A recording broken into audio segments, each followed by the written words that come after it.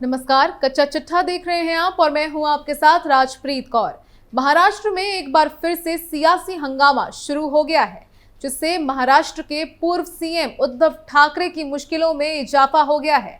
लोकसभा चुनाव से पहले पीएम मोदी ऐसा जादू चला रहे हैं जिससे विपक्षी पार्टियों की नींद उड़ी हुई है और लगातार एक के बाद एक झटके लग रहे हैं। विपक्षी बुरी तरह से बौखलाए हुए हैं, लेकिन पीएम मोदी ने 400 पार का नारा दे दिया है। अब एक बार फिर से उद्धव ठाकरे का सारा खेल पीएम मोदी ने बिगाड़ दिया है और जबरदस्त झटका दिया है। तो चलिए आपको भी बताते हैं आखिर क्या क्या नई मुसीबत आ गई है विपक्षी गठबंधन में। महाराष्ट्र की सियासी उठापटक मुंबई से लेकर दिल्ली तक जारी है। एक तरफ दिल्ली पहुंचे राज ठाकरे ने बीजेपी के राष्ट्रीय सचिव विनोद तावड़े से मुलाकात करने के बाद गृह मंत्री अमित शाह से मुलाकात की। वहीं मुंबई में डिप्टी सीएम अजीत पवार दूसरे डिप्टी सीएम देवेंद्र फडणवीस से मिलने उनके निवास पहुंचे।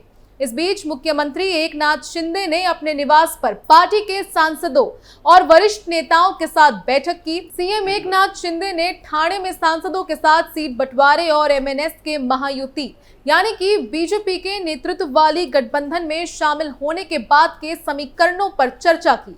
कयास लगाए जा रहे हैं कि अगले 24 से 36 घंटों में शिवसेना यानी कि शिंदे गुट के उम्मीदवारों की लिस्ट जारी हो सकती है।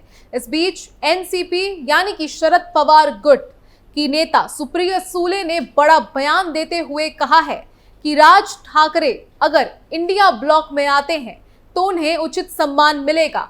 उन्होंने कहा कि राज ठाकरे अगर दिल्ली आए तो देखते हैं कि वो किसके साथ मुलाकात करते हैं। ये भ्रष्टाचार और बेरोजगारी के खिलाफ लड़ने का समय है। उन्होंने कहा कि इंडिया गठबंधन और महाविकास अघाड़ी सच्चाई के लिए और भ्रष्टाचार के खिलाफ लड़ रहे हैं। पिछले महीने ही सुप्रिया सुले और राज ठाकरे शिवाजी और शरद पवार पर एक दूसरे के खिलाफ बयान देकर चर्चा में रह चुके हैं। राज ठाकरे ने कहा था कि शरद पवार अपने भाषणों में कभी छत्रपति शिवाजी महाराज का नाम नहीं लेते, क्योंकि उन्हें चिंता है कि ये नाम लेने से मुसलमानों के वोट हाथ से निकल जाएंगे। वहीं सांसद सुप्रिया सुले ने मनसे प्रमुख राज ठाकरे पर पलटवार करते हुए कहा था कि शरद पवार का नाम लिए बिना वो लोगों का ध्यान अपनी तरफ नहीं खींच पाते हैं। बता दें कि भारतीय जनता पार्टी लोकसभा चुनाव के लिए महाराष्ट्र की 20 सीटों पर उम्मीदवारों का ऐलान कर चुकी है। इसमें नितिन गडकरी समेत पंकजा मुंडे का नाम भी शामिल है। इनमें 6 नए चेहरे हैं, जबकि 14 पुराने चेहरों को रिपीट किया गया है। मनसे प्रमुख राज ठाकरे अमित शाह से मिलने दिल्ली पहुंचे। वहीं दूसरी ओर महायुति में लोकसभा सीटों के बंटवारे को लेकर इस पर चर्चा के लिए मुख्यमंत्री एकनाथ शिंदे से मिलने शिवसेना के सभी सांसद मुख्यमंत्री के ठाणे स्थित निवास स्थान पर पहुंच रहे हैं। अब तक सांसद राहुल शेवाले, भावना गवली, कृपाल तुमाने मुख्यमंत्री से मिलने पहुंचे। सूत्रों के मुताबिक एनडीए में राज ठाकरे के शामिल होने की संभावनाओं को देखते हुए कई सांसदों को इस बात का डर सता रहा है कि लोकसभा चुनाव में उनका पत्ता कट सकता है। वहीं दूसरी तरफ सूत्र ये भी जानकारी दे रहे हैं कि कई सांसद सीटों के बंटवारे को लेकर ही हो रही देरी से नाराज है। बता दें कि एकनाथ शिंदे को 13 सांसदों का समर्थन प्राप्त है।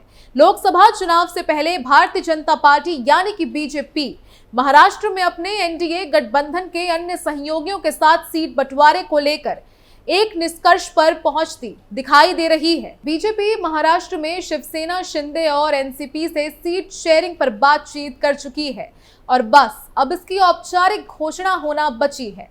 बीजेपी राज्य में संतुलन को बनाते हुए एमएनएस यानी महाराष्ट्र नवनिर्माण सेना की भी एनडीए में एंट्री पर विचार कर रही है। यही वजह है कि बीजेपी एमएनएस को सीट शेयरिंग के तहत मनचाही सीट देने की चर्चाएं जोरों पर है। वहीं राजनीति के जानकार मानते हैं कि बीजेपी का ये कदम कहीं ना कहीं राज्य में उद्धव फैक्टर की काट के तौर पर देखा जाएगा। बता दें कि एमएनएस सीट शेयरिंग के तहत दक्षिण मुंबई, नासिक और शिरडी की सीट चाहती है। भाजपा एमएनएस से संपर्क क्यों कर रही है, इसका जवाब इस बात में शामिल है कि 2019 के लोकसभा चुनाव के बाद से महाराष्ट्र का राजनीतिक परिदृश्य कैसे बदल गया है। पिछले आम चुनाव में भाजपा और शिवसेना ने मिलकर चुनाव लड़ा था। गठबंधन ने प्रतिद्वंदियों को हराकर राज्य की 48 सीटों में से 41 सीटें जीत ली। महीनों बाद उनसे राज्य चुनाव में एक और जीत हासिल की, लेकिन सत्ता साझा करने को लेकर मतभेद के कारण सेना को एनडीए से अलग होना पड़ा। इसके बाद उद्धव ठाकरे के नेतृत्व में शिवसेना ने एनसीपी और कांग्रेस के साथ मिलकर सरकार बनाई, लेकिन अभी और ड्रामा होना बाकी है। 2022 में शिवसेना नेता एकनाथ शिंदे ने पार्टी के अंदर एक बगावत की, जिसने उद्धव ठाकरे सरकार को गिरा दिया। इसके बाद शिंदे सत्ता संभालने के लिए भाजपा में शामिल हो गए। इसके बाद हुई कानूनी लड़ाई में उद्धव ठाकरे ने अपनी पार्टी का नाम और चुनाव चिन्ह खो दिया और उसके खेमे का नाम शिवसेना यानी कि उद्धव बाला साहेब ठाकरे हो गया। आश्चर्यजनक रूप से इसी तहत शरद पवार के नेतृत्व वाली एनसीपी उनके भतीजे अजित पवार के नेतृत्व में हुई बगावत के बाद टूट गई।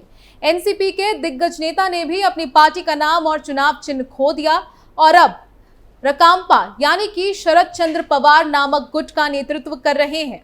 इसलिए 2019 में सीधे मुकाबले से हटकर महाराष्ट्र लोकसभा की लड़ाई अब एक बड़ी लड़ाई है, जिसमें एक तरफ भाजपा, एनसीपी और शिवसेना है और दूसरी तरफ कांग्रेस और शरद पवार और उद्धव ठाकरे के नेतृत्व वाले खेमे हैं। भाजपा जानती है कि ये एक बेहद पेचीदा रास्ता है और वो राजनीतिक रूप से महत्वपूर्ण महाराष्ट्र में जोखिम लेने के मूड में नहीं है।